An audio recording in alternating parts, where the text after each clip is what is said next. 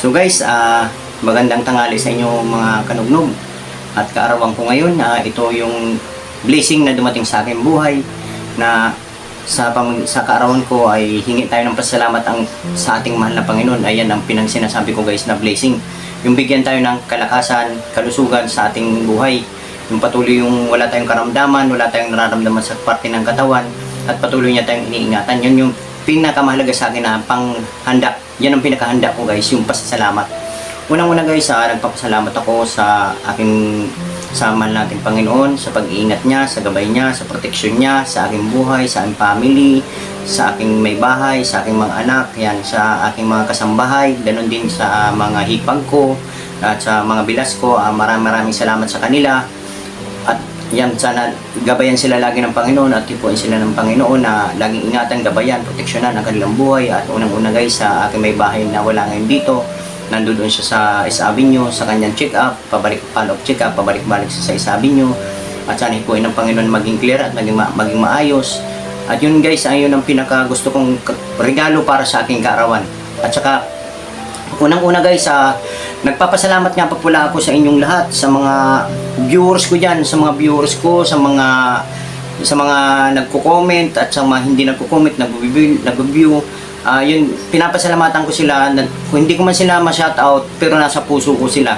At saka wala rin man ako. Saka pinapasalamatan ko rin guys, yung sa 913 subscribe. 913 subscribe yun.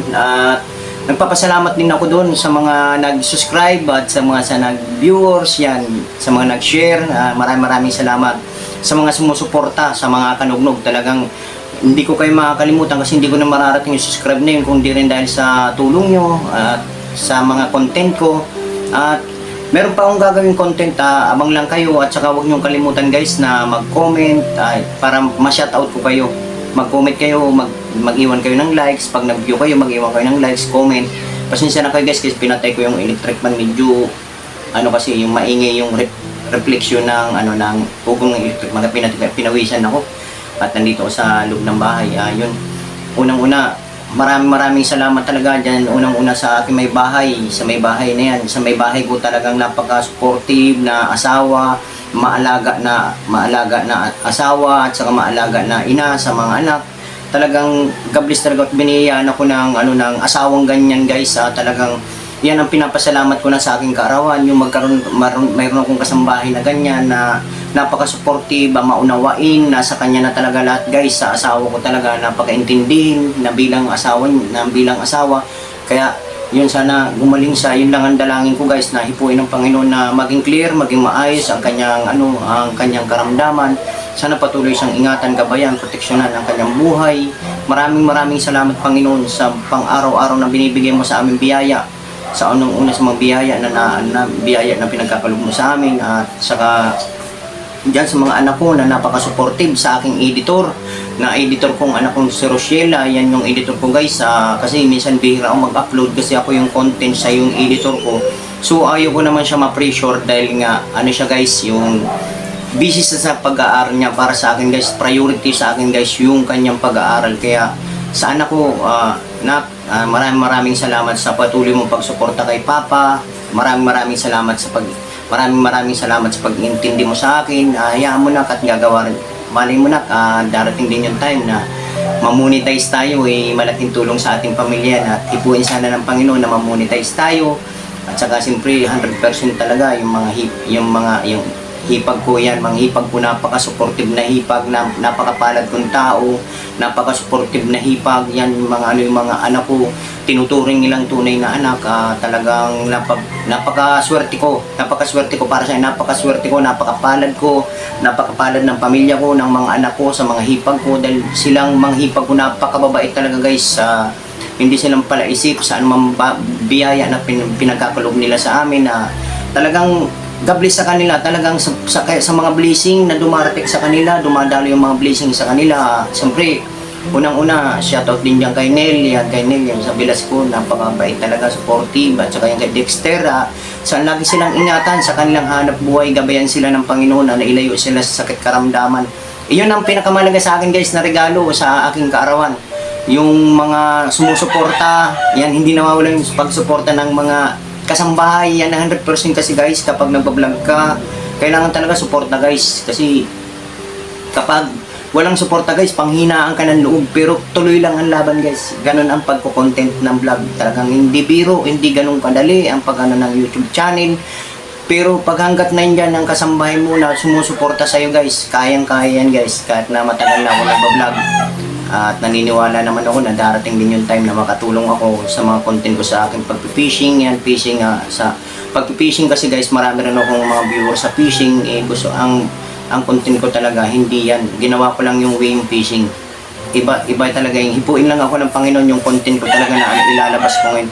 Financial lang ang kulang guys, kaya hindi ako makapag-content ng yung gusto ko talaga. Meron talagang content na nakaabang lang para sa akin.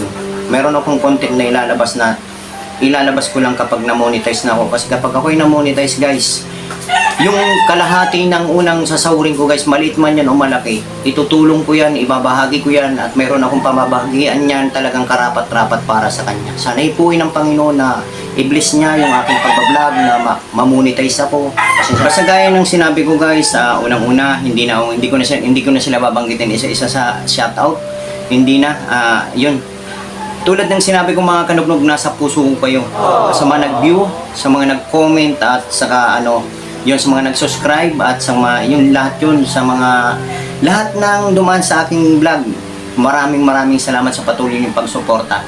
At isa pa na sa mga ito naman yung ito pahabol lang guys, kasi itong pinakamalaking blessing para sa akin mga kanugnog. Ang tagal kong tiniis na 9 years na wala talaga akong motor, at yun binigyan din ako ng pagkakataon na magkaroon ng motor na talagang kahit paano yan yung gabay ko sa aking hanap buhay sa pagtitinda ko ng sampagita. Importante motor sa paghatid ng mga estudyante, napaka-importante. Papakita ko lang sa inyo guys yung biyaya na dumating sa amin guys. So let's go, dito tayo. Ito yung motor ko guys na sobrang tagal na napakasirain na.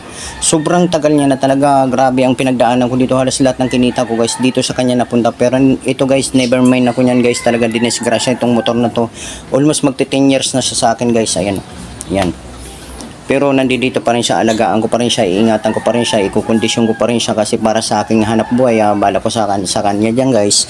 Lagyan ko na lang siya ng kariton ay ng sidecar para sa mga fishbowl, yun, para makatulong din sa pamilya yung hanap buhay na ganyan, at para hindi naman siya gaanong maano yung kanyang makina, pero hindi pa nabuksan yung makina yan. Ito naman yung sinasabi ko guys na biyaya guys, na shoutout sa nag-sponsor. Ito guys, yan, ito yan, ito guys, yan. Yan. Ayan guys. At siyempre sobrang saya ko, sobrang tuwa ko talaga, at nagkaroon din ako kahit paano, kasi kahit paano pangarap ko rin talaga magkaroon ng motor na ganito. Salamat din talaga sa nag-sponsor, at mabuhay siya, at ingatan pa siya, gabayan siya lagi. Proteksyonan ang kanyang buhay, ang kanyang pamilya. Patuloy siyang ingatan, gabayan. Yan, ilayo siya sa sakit karamdaman. Yan, ayan guys. Ayan, bagong-bago pa guys, wala pang siya guys, wala pang plaka. Ayan. Ayan, kaya shout out sa nagbigay ng ng biyaya. God bless. So dito na lang guys yung ating blessing na dumating, at yun, maraming salamat sa patuloy pong muling pagsuporta. Ingat kayo palagi sa aking mga viewers, sa aking mga nag-subscribe, sa aking mga supporter. Ingat kayo.